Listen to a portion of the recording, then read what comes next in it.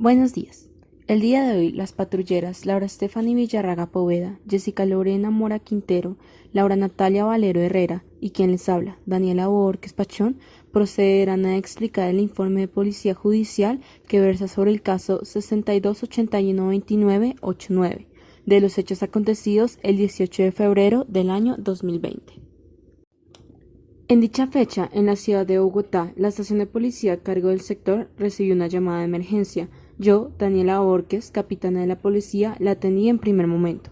La llamada afirmaba que acaba de suceder un homicidio en la carrera 74B, número 6551, en el conjunto residencial Primavera Segundo. De inmediato, con mi equipo de investigación, nos dirigimos al lugar de los hechos. Llegamos a la zona común del conjunto donde yacía el cuerpo de la víctima y unos testigos presenciales. La patrullera Laura Villarraga empezó a entrevistar a dichas personas, aunque una de ellas tuvo que ser calmada por la patrullera Lorena Mora, puesto que se encontraba en gran estado de shock. Concomitante a esto, se realizó el levantamiento del cadáver, el cual fue puesto a disposición de medicina legal para que realizara los respectivos estudios sobre él. El informe de medicina legal fue entregado al día siguiente.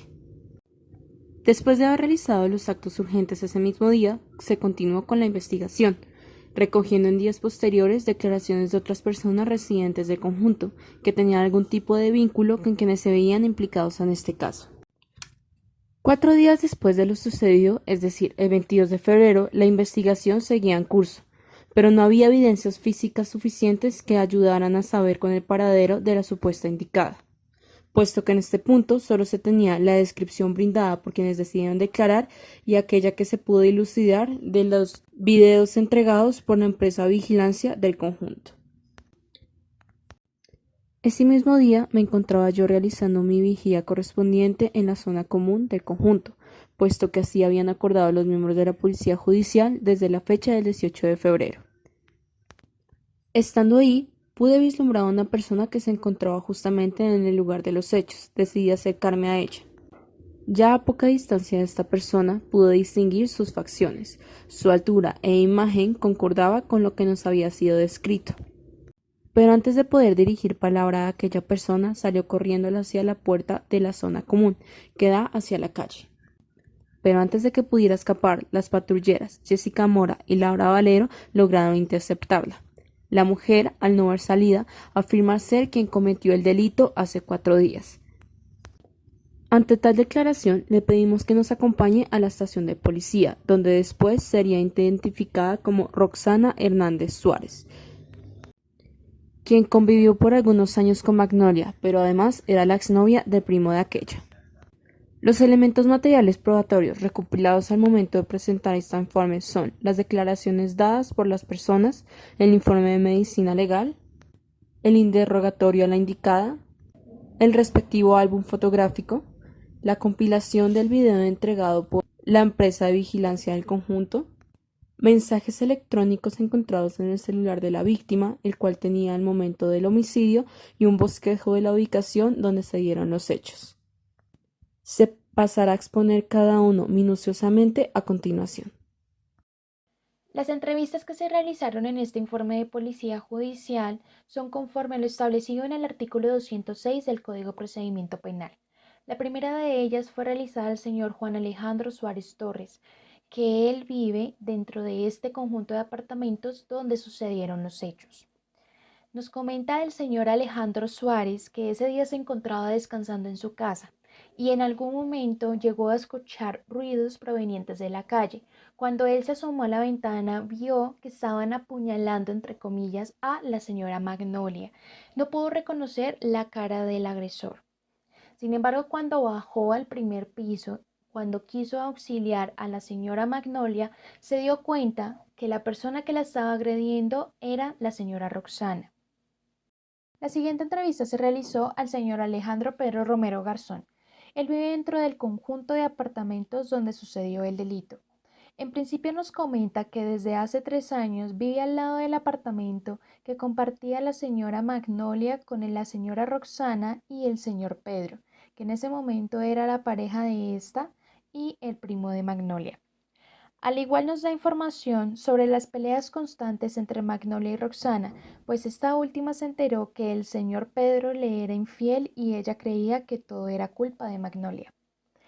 Además nos comenta cómo la presunta victimaria perturbaba a la señora Magnolia y que en una ocasión llegó a escuchar por parte de un celador que la señora Roxana le rompió los vidrios del carro a la victimaria. La tercera entrevista se realizó con el señor Juan Alejandro Suárez Torres, pues él es el mecánico que arregló los vidrios la vez que presuntamente la señora Roxana arremetió contra estos del carro de la señora Magnolia. Nos relata que la señora Magnolia se acerca a su taller pidiendo en que fuesen cambiados sus vidrios, puesto que la expareja de su primo los había roto. Él nos comenta que no quiso indagar más del tema. Sin embargo, se dio cuenta que dentro del vehículo se encontraban las piedras con las cuales se llegaron a romper estos. La siguiente entrevista que se realizó fue a la señora María Teresa Buitrago Rojas. Ella vive dentro del conjunto de apartamentos donde sucedieron los hechos. En un principio nos comenta que la relación entre la señora Magnolia y la señora Roxana no era la mejor, puesto que ella en varias ocasiones fue testigo ocular de cómo la señora Magnolia no solo arremetía físicamente, sino también verbalmente contra la señora Roxana. Al igual nos comenta que ella también pudo presenciar cómo fue la situación cuando se presentó el tema de la infidelidad con el señor Pedro. La quinta entrevista se elaboró con el señor Pedro Augusto Pérez Gutiérrez. Él es el primo de la víctima. Nos comenta cómo fue su relación con la señora Roxana, los inconvenientes que se presentaron entre ella y su prima Magnolia y cómo poco a poco se fue deteriorando la relación entre ellos dos. Por último, nos dice que el mismo día que se cometió el delito, en horas de la mañana, se comunicó con su prima Magnolia, donde ella le manifestó que estaba interesada en cambiarse a otro conjunto de apartamentos precisamente para evitar inconvenientes con la señora Roxana en un futuro. Por último, se realizó la entrevista a la señora Julia Andreas Ramón. Ella es la actual pareja del señor Pedro Augusto Pérez Gutiérrez. Nos comenta dentro de su entrevista que ella era testigo de cómo la señora Roxana buscaba constantemente al señor Pedro Augusto Pérez Gutiérrez. En cuanto al informe de investigador del laboratorio realizado por el Laboratorio de Medicina Legal y Ciencias Forenses en Bogotá, Cundinamarca, el día 19 de febrero del 2020, es presentado a la Fiscalía con el objetivo de analizar el cuerpo de la víctima para buscar las circunstancias y causas de muerte. En este se realiza una descripción detallada de los procedimientos técnicos que se van a emplear para el análisis del cadáver, detallando así cada uno de los elementos que van a ser empleados para realizar la autopsia del cadáver a pocas horas del fallecimiento. Dichos elementos que van a ser usados para el examen técnico científico son un heterótomo, aguja, cortadores de costillas, bisturí, pinzas dentadas, costótomo, esponja y retractores. Posteriormente se informa el grado de aceptación de la comunidad técnico-científica de los procedimientos empleados, así como la explicación de los principios técnico-científicos aplicados y una descripción clara y precisa de los procedimientos de su actividad técnico-científica. Finalmente, se da a conocer el veredicto pericial, dando así, según los resultados obtenidos del estudio del cuerpo de la víctima, se estableció que se le propinaron 37 puñaladas, de las cuales fueron las últimas 10 las mortales, puesto que perforaron órganos vitales como el estómago y el intestino delgado, seccionándolos. La víctima muestra en la fase de rigor mortis claras señales de estrés que demuestran que sufrió un gran traumatismo físico como psicológico antes de fallecer. A su vez, se adjunta evidencia documental del estado de la víctima por medio de fotografías que evidencian el estado general del cuerpo de la víctima al ser encontrado en la escena del crimen. Se va a presentar el interrogatorio al indiciado, quien para ese presente caso es la señora Roxana Hernández Suárez, conforme a lo establecido en el artículo 206 del Código de Procedimiento Penal, dándose así inicio a la presente diligencia. La señora Roxana, quien se dedica a hacer masajes a domicilio, manifiesta que sus familiares le informaron que la policía la estaba buscando por la muerte de una señora a la cual ella no la conocía.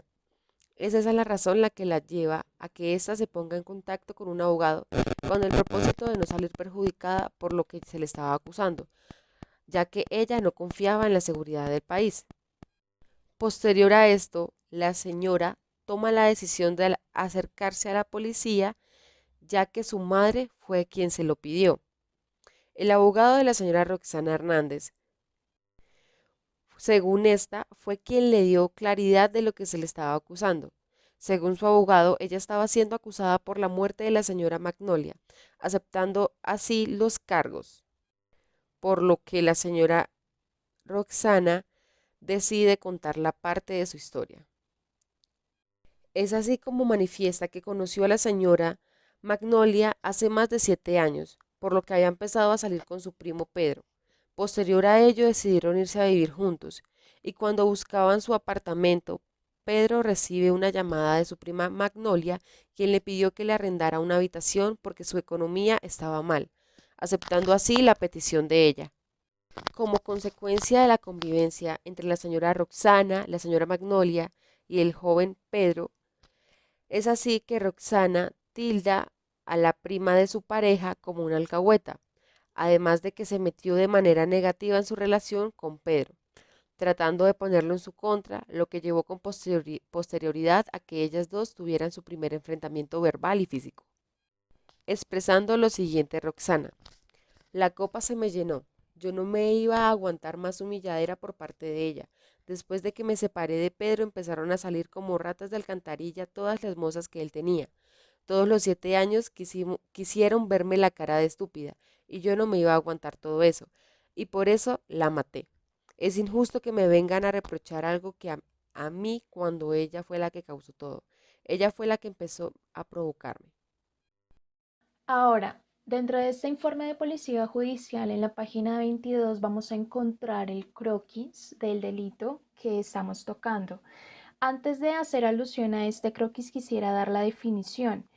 Un croquis es un dibujo bocetado que plasma de una forma simplificada la imagen de un lugar pequeño o alguna idea hecha sin utilizar instrumentos de dibujos y sin medidas. Comúnmente se usa este tipo de cosas para plasmar la escena del crimen, como coloquialmente se le llama.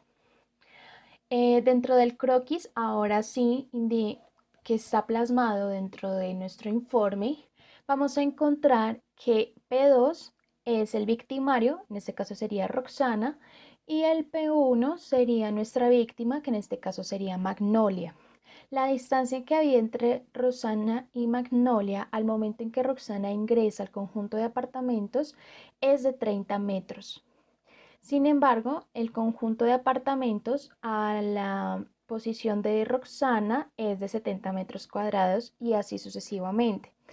¿Para qué se necesita esto? Para saber cómo fue el delito desde una perspectiva más amplia, para poder estudiar si se había ideado anteriormente o simplemente fue espontáneo. En lo respectivo a la solicitud de orden de captura, dentro de la actuación con radicado 010025000340-2020, se emitió la orden de captura por parte del Juzgado Primero de Bogotá, con función de control de garantías el día 20 de febrero del 2020 en contra de la señora Roxana Hernández Suárez, identificada con número de cédula 56983-192, de Bogotá, a fin de que sea ingresada a los sistemas de información que maneja esa entidad. Procediendo de esta manera la solicitud de medidas de aseguramiento a la investigada Roxana Suárez Hernández, en cuanto representa un peligro para la seguridad de la sociedad, según lo señala el artículo 308 del Código de Procedimiento Penal.